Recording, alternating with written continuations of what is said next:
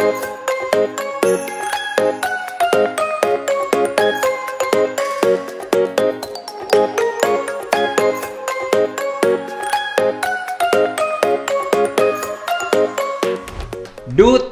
Anti Narkoba. Wah, ini kategori baru di DHB. Ini terobosan baru di DHB. Jadi tahun ini kita inisiasi dari BEM dan Satgas Anti Narkoba ada Duta Anti Narkoba. Ini menjawab tantangan di lapangan. Dan perlunya sebuah tokoh yang fokus memberantas tentang narkoba. Dan yang terpilih nih dari para finalis yang para pemenang, kita bisa hadirkan 2 orang, sisanya nggak entah kemana. Mungkin mereka masih mencari jalan. Oke, kita kenalin dulu dari yang mahkota dulu deh. Izin perkenalkan, nama saya Restu Ayu Prameswari dari Diploma 3 Kebidanan. Kebidanan, tingkat berapa? Tingkat 2. Tingkat 2 semester 4? Semester 4. Panggilannya apa? PTU. PTU, oh PTU. Kukira Restu, ternyata PTU. Kenapa PTU? PTU itu kan baca Cina itu uang ya? Iya, PTU. Kamu asli dari mana, PTU? Dari Bandung. Orang Bandung, SMA-nya SMA mana? SMA-nya di Garut. Hah? Kamu aslinya orang Bandung? SMA-nya di Garut. Di Garut, pesantren? Enggak, ikut mama sama papa kerja di sana. Oh, dan mama sama papa sekarang masih di sana? Masih di Garut. Kalau di sini sama nenek? Sama kakak. Oh, di rumah sendiri? Iya. Wow, gila. Tahu DHB dari mana? Dari sosial media, dari Google. Woi, kamu kata kuncinya apa? Kampus kesehatan terbaik di Jawa Barat. Waduh. Dan yang pertama muncul Stikes Dharma Husada Bandung. Iya loh, nggak kaleng-kaleng DHB ini.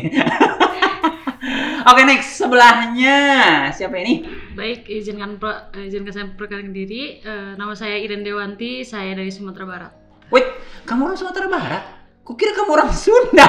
Tapi emang lama di Bandung juga sih. Oh, lama di Bandung, tapi orang tua di sana? Papa doang. Papa doang, mama di sini. Ya. Kalau aslinya sukunya memang Sunda atau Sumatera Barat? Lebih ke Sunda sih. Sumatera Baratnya apa sih? Medan. Oh, Medan. Tapi papa itu orang Medan atau ibu yang orang Medan? Medan papa. Papa Medan. Kalau papa sekarang di Medan kerja? Kerja. Oh, oke. Dan memang pulang ke sini tiap bulan, tiap tahun atau seperlunya? Seperlunya aja. Kalau Papa Iren kangen gitu ya. Ya, gitu. Datang. Iren SMA mana dulu? SMA Darul Falah Ciamplas di Bandung juga. Oke, Ciamplas yang Cililin ya? Cililin, Cililin. Terus tahu DHB dari mana? Dari AA sih sebenarnya, dari saudara. Kuliah di sini juga. Ya, kalau di sini. Dan memang nyaranin ke sini. Nyaranin Ke sini. Oke. Oke, sebelum lebih lanjut, sebelum cita-cita kalian apa sih? Cita-cita dari Ren dulu deh. Oke. Cita-citaku dulu jadi dokter, tapi karena keterbatasan orang tua sama ya dan lain hal, jadi disuruh kerja dulu seperti itu. Oh, jadi sebetulnya kamu termasuk yang nggak langsung lulus langsung kuliah? Iya. Berhenti berapa lama? Dulu 2 tahun. Gap year 2 tahun. Kamu kerja? Kerja. Oh, pantesan. Kamu kalau diajak ngobrol seru banget deh. Kamu gap year dulu 2 tahun, kemudian setelah 2 tahun udah cukup pengalaman kuliah. Dan sama saudara disaranin ke sini. Oke. Kalau PTU, aduh, kalau PTU, gimana ceritanya? Kalau cita-cita awal tuh pengen masuk hukum, pengen jadi jaksa. Luar biasa, jadi bidan. Menyimpangnya jauh banget. Alasannya tuh karena kemarin tuh udah keterima di Universitas Bandung. Udah keterima? Iya, hukum. Tapi karena orang tua lihat cewek gitu masuk hukum. Oke. Karena kan cewek tuh ibaratnya ngutamain perasaan bukan logika. Gitu. Iya. Terus kalau untuk jadi jaksa tuh bukan pekerjaan yang mudah.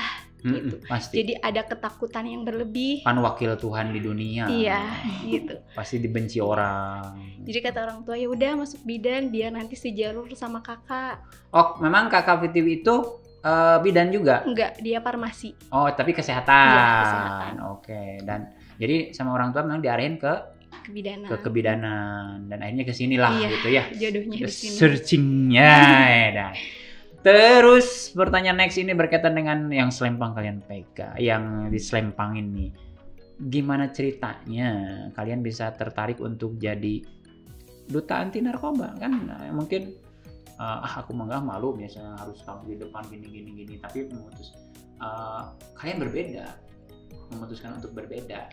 Apa yang mendasarinya dari PTU dulu deh, apa? Kalau untuk masuk duta tuh kemarin tuh kan sebelumnya kesini tuh ditawarin dulu sama duta anti narkoba Garut buat jadi finalis. Tapi karena domisilinya Bandung kan susah juga kalau buat minta domisili Garut. Terus kan kuliahnya juga di Bandung, jadi kayak nggak efektif juga Bandung Garut gitu. Jadi akhirnya kemarin tuh nanyalah ke Jul, wakil Satgas. Kayak Jul mau tolong tanyain dong ke BNN ada nggak duta narkoba di Bandung. Ternyata nggak ada. Gimana? Kenapa gitu? Enggak, ini aku ditawarin sama duta narkoba Garut suruh jadi finalis. Kata Jul teh, gimana kalau kita ngadain aja? Gitu awal mulanya. Jadi memang awalnya jadi obrolan-obrolan sederhana kayak gitu. Iya. Akhirnya diadain lah gini, diajuin ke BNN, dan akhirnya diadakan. Terus karena kemarin basicnya kan kemarin wakil HMPS sama Pia.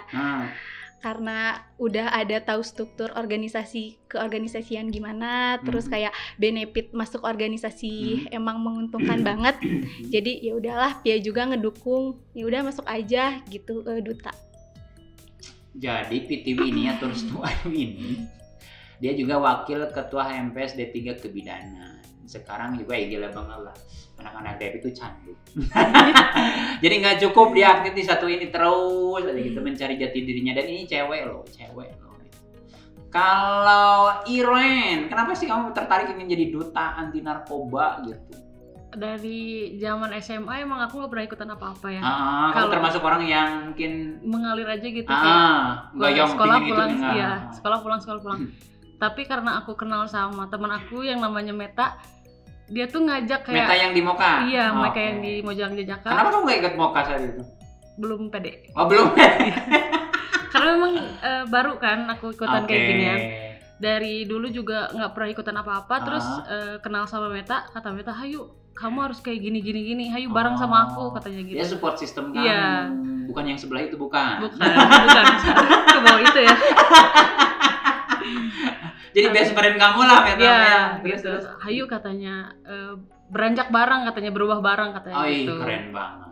Jadi aku disuruh ikutan dan memang hayu kata gitu. Waktu Moka oke lah kamu lewatin kesempatan ini ketika di duta, karena Meta juga sudah punya pengalaman di Moka, dia support sistem kamu gitu ya. Kamu harus gini. Banyak uji kemarin. Meta itu masuk Satgas juga enggak sih? Iya, dia Satgas. Sama.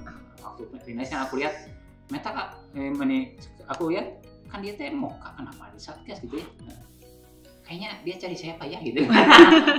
Ternyata ada dia ada buat kamu. Luar biasa. Terus ada nggak yang berubah dari PTU dan dari Iren juga ketika sebelum dan sesudah, kan tahun itu ada tanggung jawab dong, gitu kan, ada ini dari PTU ini ada yang nggak berubah dari kamu? Berubah sih pasti ya Pak, apalagi aku dulunya posisinya wakil, kayak ibaratnya udah ketua dulu yang duluan gitu. Sekarang kan kayak bener-bener jadi winner, jadi yang harus mau nggak mau yang harus pertama maju. Kamu harus jadi leader, iya, contoh gitu ya. Terus paling sekarang tuh lebih ngejaga ke sosial media sama perilaku, karena ada CCTV berjalan. Semua orang liatin kamu. Iya. Masuk betul narkoba gitu. Bener. Otomatis kamu juga mengedukasi teman-teman yang mungkin ngerokok mungkin ya. Iya, betul. Kalau ngerokok nggak ganggu, biarkan duit. Terus Nih, dari luar dari itu, sosial media, perilaku, setelah itu ada lagi nggak yang berbeda kamu dari mungkin cara berpikir kamu? Paling kalau sekarang tuh lebih ke belajar untuk skala prioritas lagi. Karena kan ada ibaratnya 3 tanggung jawab. Ketua HMPS, wakil ketua HMPS, duta. Terus apalagi nanti tahun depan kan udah mulai praktik juga dan udah tingkat akhir. Iya. Juga ya. Gimana kamu harus bisa ngatur waktu, manage waktu dengan baik gitu ya. Kalau Iren gimana? Aku gimana ya? Ada yang berubah nggak dari kamu? Ada sih, pasti ada. Kayak dulu aku bodo amatan dengan baju. Terus aku tahu banget. Iya. Aku Aku percaya.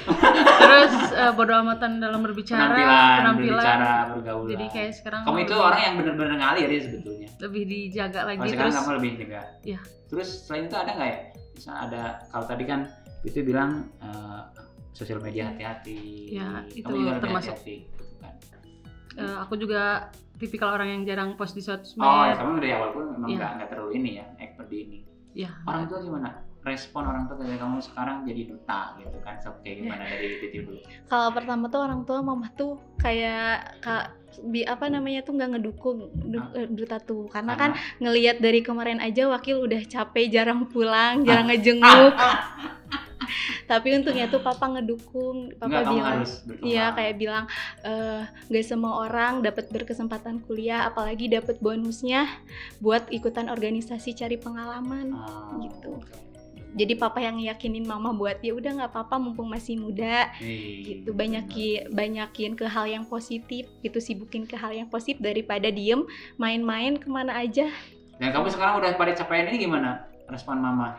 Mama sih lihat kayak ngeyakinin, enggak mbak bisa kok skala prioritasnya, terus saya kan duta nggak aku doang gitu, ada 5 orang, jadi kebagi-bagi gitu kan gitu ya. Tapi paling mama pesen jaga kesehatan aja, jangan terlalu capek. Dan bisa menerima sekarang kalau gitu jarang pulang, lebih jarang pulang lagi. Dikasih bonus apa tuh? Tiba-tiba uang jajan dan uang mainnya ditambahin nggak? Paling uang jajan sih ditambahin. Oh ini bonus gitu? Bonus nih, bonus. Oh luar biasa.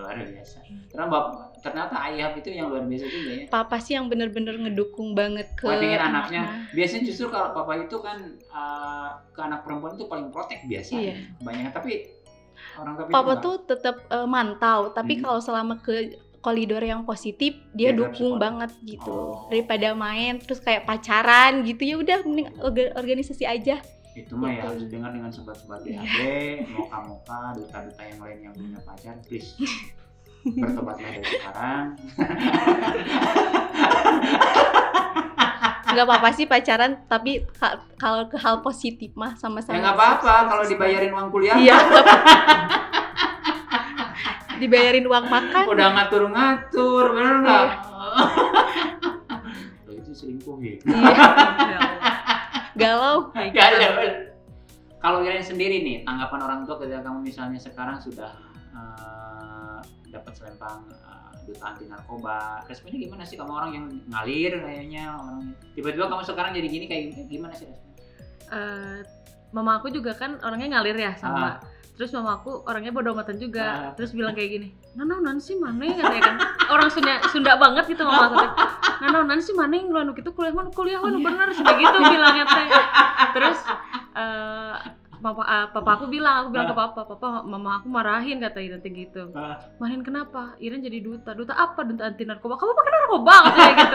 Enggak pak, aku jadi pencegah anti narkoba kata Iren gitu. Mensosialisasikan apa bahaya narkoba kata Iren gitu. Terus kata papa, ya udah kalau misalkan itu positif, gak apa-apa sok lanjutin aja gitu. Kan papa mah orangnya teh ambis banget. Terus beda sama mama. Jadi kan, kayak langit dan bumi lah. Iya gitu, nggak bisa disatuin. Terus di situ teh anak tuh disuruh gini dulu katanya, fokus kuliah dulu katanya gitu kata mama itu. Kata papa ya udah kalau misalkan baik dan nggak ngeganggu kuliah ya udah sok aja. Daripada waktu luang dipakai main dengan kegiatan kan gitu ya. Terus pasti kalian kan punya cita-cita dong. Cita pribadi dulu lah, kalau misalnya grup sebagai duta anti narkoba, kalian ya sebagai organisasi atau komunitas tentu itu punya kan, visi misi segala macam. Tapi secara pribadi personal itu apa sih yang ingin mungkin dilakukan atau apapun itulah yang selama pegang selempang ini apa? Paling untuk niatan sebelum masuk duta sendiri pun aku udah beberapa kali jadi pemateri di sekolah ya. Terus dilihat-lihat lagi dari jurnal-jurnal yang ada di sosial media, dilihat-lihat tuh hukum buat narkoba itu kan udah diterapin di Indonesia sendiri tuh hukuman mati. Tapi semakin tahun bukannya menurun, tetapi menambah, entah itu pengguna sama pengedarnya. Nah dari sanalah lihat penasaran ini yang salahnya dari mana, entah dari pemerintahnya, masyarakatnya, atau dari pihak keamanannya. Gitu. Dari sanalah ibaratnya kayak negara Indonesia tuh dipegang sama anak mudanya. Oke. Gitu. Dan anak muda yang bebas dari narkoba gitu ya. Gitu. Sekarang tuh zaman-zamannya tuh anak muda tuh berpikiran bahwa dia tuh ngegunain narkoba tuh keren gitu, gaul gitu. Benar. Tapi kan enggak gitu. Gaul mungkin kata mereka hari ini gaul, tapi enggak buat masa depan mereka. Pasti anjur ya. Iya. Pasti anjur. Entah bagaimana caranya aku yang ibaratnya udah dipercaya jadi duta buat ngasih edukasi, penyuluhan dengan cara pendekatan ke masyarakat, khususnya ke anak remaja gitu. Apa sih narkoba itu? Gimana sih dampak bahaya besar narkoba bagi masa depan? Jadi mereka punya versi arti narkoba sama bahaya narkoba tuh dari diri masing-masing. Enggak kata orang lain gitu. Jadi kamu menyadarkan untuk remaja itu bahayanya, ininya sebenarnya. Jadi dengan cara yang komunikasi yang lebih konstruktif ya, tidak menghakimi. Kamu itu nggak boleh gini kan, itu pasti melawan. Kalau Iren sendiri apa sih? Sekarang punya ambisi apa dalam diri kamu sekarang ketika sudah jadi duta anti narkoba dong sekarang labelnya apa sih? Lebih mengasih edukasi sama remaja juga, karena kan di kampung saya juga ada beberapa yang makai. Terus memang sudah kena juga sama kepolisian, sudah diberantas. Terus pastinya ada dong generasi selanjutnya kayak ngelihat, oh kakak itu pakai nih, saya juga pengen pakai gitu, pengen kayak ngasih edukasinya seperti apa, bahayanya seperti apa. Terus saya juga udah berhasil satu orang tuh teman saya memakai narkoba. Terus saya suruh untuk rehabilitasi mandiri, dia mau, alhamdulillah. Dan dia bisa sembuh lah gitu dari ini. Alhamdulillah bisa sembuh. Wow. Anak DHB itu nggak kelengkap. Ratusan episode sudah saya jalani.